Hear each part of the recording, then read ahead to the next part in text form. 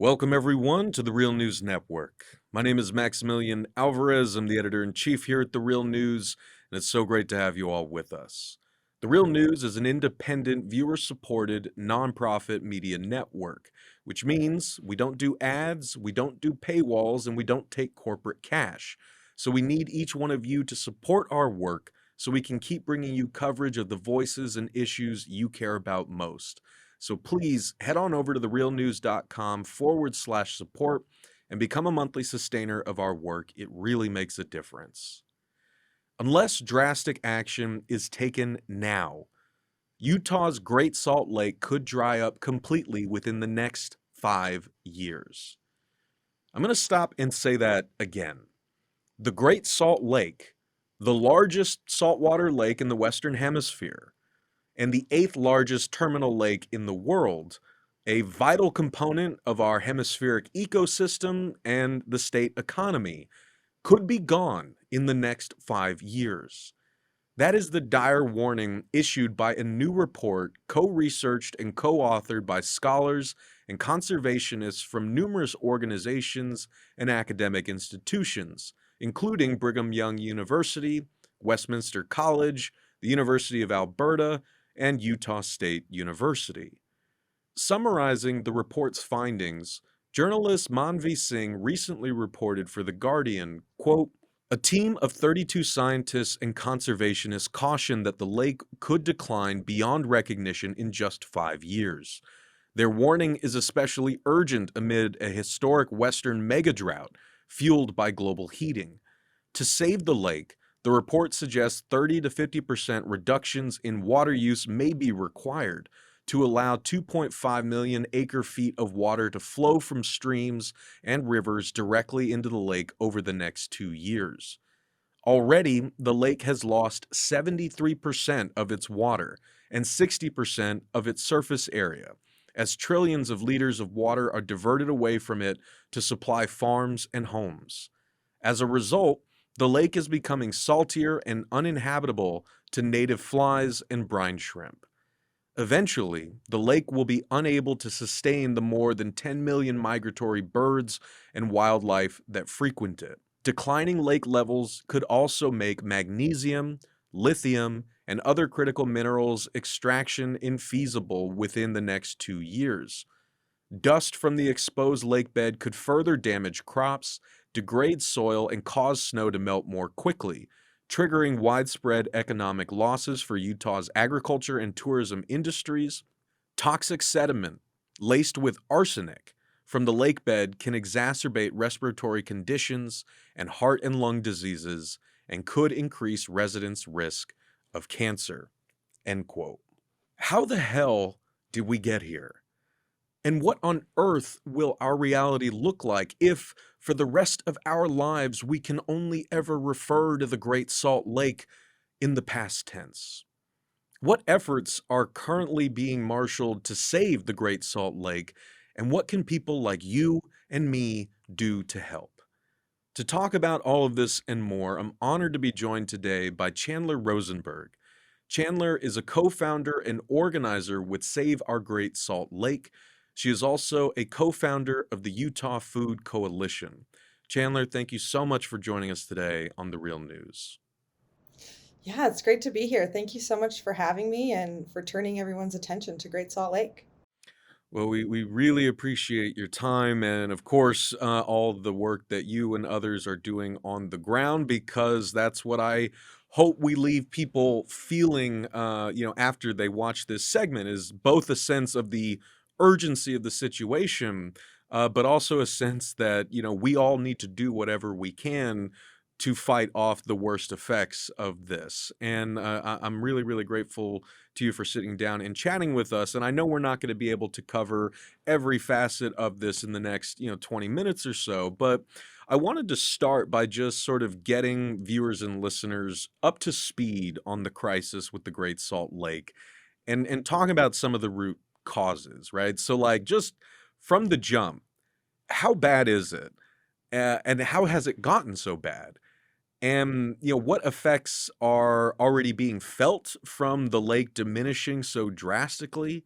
And I wanted to ask if you could say a little bit about what will happen to the area, to the ecosystem, and to the population if this crisis isn't addressed for the emergency that it is. Yeah, great questions. I'll start with how bad it is. You touched on a lot of it. I mean, we have reached the lowest level, lake level in recorded history. We've got, the majority of the lake bed is exposed. We're already seeing the beginnings of ecosystem collapse. So, what I've been told by scientists is that ecosystem collapse begins at 17% salinity, and we have already measured 19% salinity out in open water. Um, this is a huge problem because of the ecosystem that relies on the lake. So we've got 10 million migratory birds who rely on Great Salt Lake as their only source of food in their cross-continental migration from Canada down to Mexico and to South America. So Great Salt Lake is hugely important internationally, really, for these bird species. And with the increased salinity levels, we are seeing the brine flies and the brine shrimp that the birds rely on. This year, the brine flies weren't hatching in numbers that we're used to, and the brine shrimp are kind of moving in that direction. So the ecosystem's absolutely in peril, but so is our health here in Utah. So Great Salt Lake is a terminal lake, which means water flows into the lake but not out of it. And for centuries, it's kind of been treated as a dumping ground, unfortunately, here in Utah. So not only has the lake collected arsenic, Utah has naturally high levels of arsenic in our soils, but it's also been collecting, chemicals from agriculture, chemicals from mining, industrial runoff, all sorts of things have been compiling in the bottom of the lake for centuries, really. And as the lake level lowers, because it's so shallow, it reveals a large amount of the lake bed and dust. So this toxic dust you may have heard about in the news, the wind picks up the dust and threatens our already egregious air quality here in Salt Lake City. So it's a huge problem. I will say, I think the air quality threat is in some ways a good thing because it's activated a huge part of the population that's kind of already primed to air quality issues to get involved and take action for Great Salt Lake when they may not be, as motivated for other types of climate action. So, to your question of how has it gotten this bad, I think most broadly, it's the idea that we don't live in a desert and we can use and abuse and control water however we want. And B, I think this idea that water is infinite. If we run out of it, we'll go get it somewhere else. So we are just using way too much water. Human diversion is the primary driver for water loss for Great Salt Lake, and about 80% of that is for agriculture, irrigated agriculture, which is predominantly alfalfa, a portion of which is being exported to other countries as well as other states to support growing meat and dairy industries. So yeah, the agriculture is a huge piece of it. Another big piece of it is just we don't have a great track record for water conservation here in Utah. So the Utah legislature tends to avoid conservation legislation. So that's a big piece of this. And then I think at the root of just kind of our water consumption, Utah is the second driest state in the nation, and we have some of the highest municipal water rates in the country because we have the cheapest water in the country. So really just no incentive to conserve when water's that cheap. So like I said, just kind of this idea that we don't have to worry about water, we're going to figure it out at some point, but we're really reaching kind of the end of that logic and trying to figure out, new ways to work together to kind of steward our water going forward. Well, I'm a native of Southern California, so I am very familiar with living places Yeah. where, we don't conserve very well. And I feel a lot of, I guess the term for it now is eco despair, climate despair. When I think about that, I've grown up, like I said, every year, just, the summers are brutal, the hills get very dry, then the fires start, and it feels like every year the fires have gotten bigger, the drought's gotten worse, and we're not doing anything different. And like Right. I Right. flew over the Colorado River for the first time since before COVID hit this last year, and I haven't been able to shake the sense of dread that I've felt ever since then, because I just Hmm. don't think any of us are properly prepared for what will happen if and when these vital water sources completely dry up. And I guess I wanted to stress that for folks like you. I understand that when you hear the term crisis and emergency so often, you tend to maybe feel that maybe it's the media blowing it over, but like there is the other option that like we are existing on a timeline with multiple compounding crises happening at the same time, and this is one of them. Like the Yeah, the the the absolutely. the effects of losing the entire Great Salt Lake, you mentioned them, and I was just like going nuts reading about this, because there's so many kind of ripple effects, like you said, like as the water goes down, the salinity in the water gets higher, which means like the shrimp have to expend more energy just to survive in that water, which means they don't reproduce, which means the birds that fly across the continent aren't going to have that vital source that they've had for forever, and then you're going to have like this kind of cascading ecosystemic collapse. But that's not even the half of it. Like I think you already mentioned that, like the Great Salt Lake, the lake effect is vital for the snow that y'all get over there, the tourism industry that depends on that snow and skiing and whatnot, where that's gonna, crater. And then like I think, yeah, just the point that you made is such a vital but sad one, in that it it's obviously not a good thing that there's arsenic and other heavy metals on the bed of this lake that are now being blown into the air. But it takes that level of shitstorm for people to finally say, "Oh yeah, I don't want to be breathing in arsenic.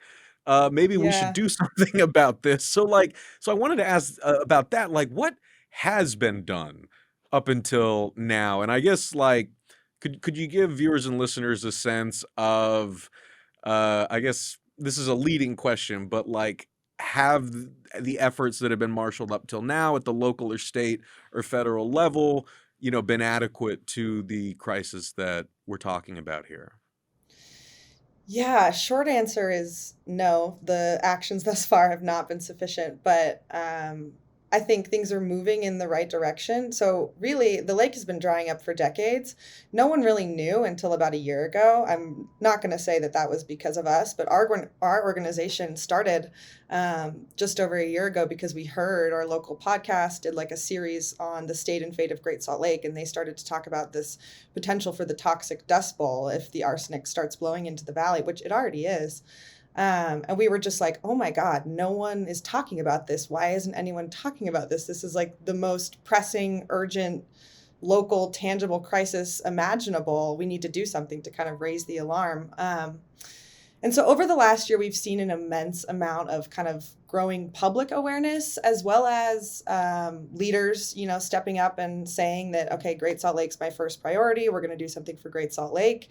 It's all been a great start, but we have yet to see any meaningful action that gets water to the lake. And at the end of the day, the only thing that we can really classify as a solution is something that literally gets water to Great Salt Lake. So last legislative session, they called it the Year of Water. Our Speaker of the House, Brad Wilson, kind of took up Great Salt Lake as his big issue. He took all of the legislators out for a tour of the lake from a helicopter. He held a Great Salt Lake summit and kind of doing all of these things. And there are all these headlines like, okay, legislators going to save Great Salt Lake. And it's like, we need to define what save the lake means, because unless there's water to the lake, we have not saved it. So, for example, last year, the 2022 Utah legislative session, two of the landmark bills that were kind of put out by the Speaker of the House and praised for saving the lake. One of them is HB 33, and it is an in-stream flow amendment, which allows state agencies to temporarily lease water rights from farmers especially, but I think anyone who wants to temporarily lease their water rights to the state agencies, who will then shepherd it, make sure it gets to Great Salt Lake. As of right now, they have not purchased any water rights. Nothing has been done to move that forward. I understand this stuff takes a long time, but we are just not seeing.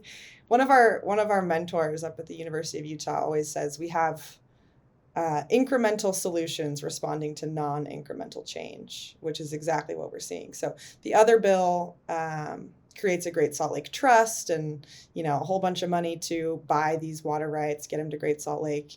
A good idea in theory, but we've still not seen any water rights purchased.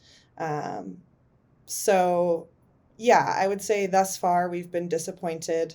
What we really want to see is like an emergency declaration that says, all of these people need to start working together and figure out a way to get water to the lake. Like, this is going to take new collaborations, new ideas, people thinking differently and kind of zooming out and realizing like this is a crisis and we should treat it like one. And it's like we've all been kind of dancing around this issue. Like, the scientists are saying this is a crisis, the report that you mentioned. But so far the legislature is not treating it like the crisis that it is. One of the big proposals that came out of the legislature, I can't remember if it was during the last session or just last year, but a proposal to build a pipeline from the Pacific Ocean to the Great Salt Lake. That was their solution. When really all we need is like simple conservation. Like, there's a lot that we could do to reduce water, but instead our leaders are dreaming big and trying to figure out how we can continue business as usual and bring in water from elsewhere. So yeah, I would say thus far we're not super excited about the solutions themselves, although I'm an eternal optimist. And I think heading into the 2023 session, just because of all of the public pressure, like, you can't go anywhere without someone talking about Great Salt Lake these days. I do hope that we will see some legislation that gets water to the lake. I will add, there was a huge bill that we were excited about, a property tax bill. So to get a little bit wonky, like I mentioned, Utah has the cheapest water in the country, highest municipal water rate. Our water is so cheap because we pay extra property taxes on our homes, cars, and businesses to our water districts. And we are one of the only states that does this. That's how they make the majority of their money that they then use to propose bigger water projects that will further harm the lake. So there was a bill introduced earlier this year, or I guess late last year, to eliminate this property tax subsidy and let the market, dictate the cost of water, which would go a long way in just naturally incentivizing conservation. And that bill was demoted to a study bill, which is kind of like what you do when you're sending a dog away to a farm. Like, they're not interested in pursuing it. So yeah, it's definitely challenging. We've got like the public pressure. It's just how can we kind of translate that public pressure into political will? One, like, God, the pipeline from the Pacific is just, it's in the category of the, like, hey, let's block out the sun a little bit, right? Oh, To like, that's their other idea, is cloud seeding. So it's like you get, all of these things and they're like, no, we're saving the lake. And it's like, come on. right, it's like anything but address the root cause of the problem. Anything. And Yeah.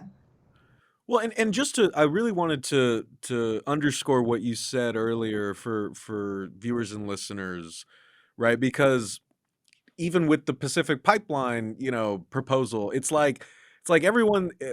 What was that movie? There Will Be Blood. It's like the Daniel Day-Lewis line about drinking your milkshake. It's like everyone's got straws everywhere else, and they're all just sucking up the water, and like it's not all going to be there like always. And I think, and that is the crucial point that you made at the beginning, right? That the real kind of crux of the Great Salt Lake going away, right, is that the water that flows into it is all being taken before it even gets there. And the vast Mm-hmm. majority of it being from agriculture, but also, industry and you know, communal population use. Is that right? I just wanted to clarify that before I moved on. Yeah. It's about 80% agriculture, I think 9% industry on the lake, 9% municipal use, the majority of which of that municipal use is like lawns, outdoor water use. But Yeah, we're in a really tricky spot where it's like we've got this looming health crisis, environmental crisis that demands an incredibly urgent response from people who don't know a whole lot about like how to address these issues. Like our legislature, they're not water policy experts. And so it takes all of us kind of educating ourselves and then educating them and kind of pointing towards the solutions, just like that paper that you referenced does so well. So on the one hand, we need these solutions that get water to the lake in the next couple of years to prevent this ecosystem collapse and the worst effects of the toxic dust. But then on the other hand, we need these huge, like systemic, long term changes that really kind of get at the root and get at our ideas of about what it means to live in a desert, in a water, in a place that doesn't have a whole lot of water. So, yeah, it's a tall order.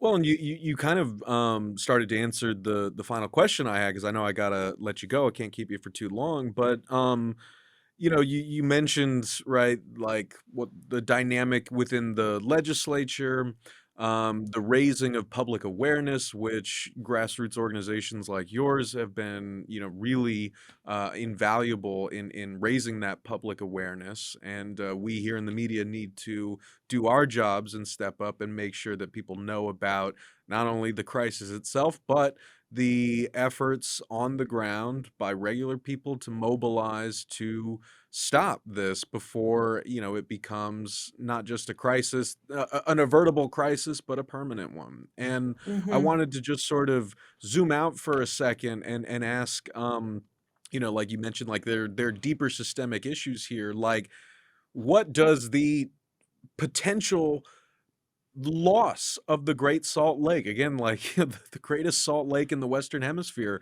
in the next 5 years, like what does that kind of tell us about the larger situation that we, humanity, are in right now? And what can folks watching and listening to this do to get involved? Like for it, whether it's organizations like yours or others that you're seeing, like what can people do to not just cower and in despair and resignation, or wait for a saving grace from a tech billionaire or an elected official? I guess what would you say to folks who know that they want to do something but maybe don't know where to start? Yeah. To the first piece of your question, I just want to say I think you hit it right on. Like, I really do feel like this crisis is kind of the most tangible opportunity that our community here in Utah is going to have to respond to the climate crisis largely. And so I'm like, if we can't figure out new ways to work together on this and respond to this very tangible disaster in our own backyards, then yeah, what does that mean for our ability to respond to the larger issues? And I do think all the work that we're doing to kind of figure out, new ways to collaborate, new ways to work together, how each of us, as citizens can engage on a regular basis. I think all of that work towards Great Salt Lake will also go a long way in just like rebuilding and reimagining how we can work together for climate disasters ahead of us. As far as what people can do, for those that are not in Utah or Salt Lake City, the more you can amplify the issue if you care about it, the better. It really helps to put pressure on our in state lawmakers when they feel like people outside of Utah are talking about it. And for those in Utah, I would say follow along with our group, Save Our Great Salt Lake. What we are really trying to do is kind of be a bridge between what's happening up at the legislature in these different decision making spaces, even kind of the media, and translate what's happening for people, and make it easy for them to get involved. So throughout this legislative session, we'll be kind of following the committee meetings, sharing information about when you can show up. If there's a bill that we need to speak either for or against, we'll provide information on as to what you can say. And there are a lot of other fantastic organizations locally as well. Friends of Great Salt Lake has been advocating and educating around the lake for a long time. Heal Utah. Really, though, like any way that you want to get involved is needed. That's what I think is so exciting about this, and especially community kind of climate organizing in general. Like to the despair that you were talking about, I was depressed for like 2 full years about the drought in Utah because I just kind of saw all these pieces and I was like, we have this crisis. 80% of our water is going to agriculture, but no one's doing anything about it. And literally the week that we started organizing Save Our Great Salt Lake, it was just a few friends that came together just to be able to talk about these things with people and kind of, brainstorm and do something. Like we've all felt so much better. So I think although there is this despair piece and it is a crisis and it's going to continue to be difficult, there's so much joy and just like community that happens when you get together with your friends, whether they're old friends or new friends, and decide to do something. And it really can be like, if you're uncomfortable, speaking out about something and you prefer to do art, like we've really leaned into, artists helping us raise the message. If you want to do like back end computer stuff, like there's really room for everybody in the climate movement. It's kind of just like decide what you want to get involved in and get involved. I hope that's helpful. Hell yeah. No, I think that's a beautiful message and one that we subscribe to here at The Real News. I say all the time, no one can do everything, but everyone can do something. And thank you so much, Chandler, for doing something. That everyone is Chandler Rosenberg. Chandler is a co-founder and organizer with Save Our Great Salt Lake. She is also a co-founder of the Utah Food Coalition. Chandler, thank you so much for taking time to sit down and chat with us on The Real News today. I really appreciate it. Yeah, thank you so much for all the work you're doing. It's great to be here. For everyone watching, this is Maximillian Alvarez. Before you go, please head on over to therealnews.com/support. Become a monthly sustainer of our work so we can keep bringing you important coverage and conversations just like this. Thank you so much for watching.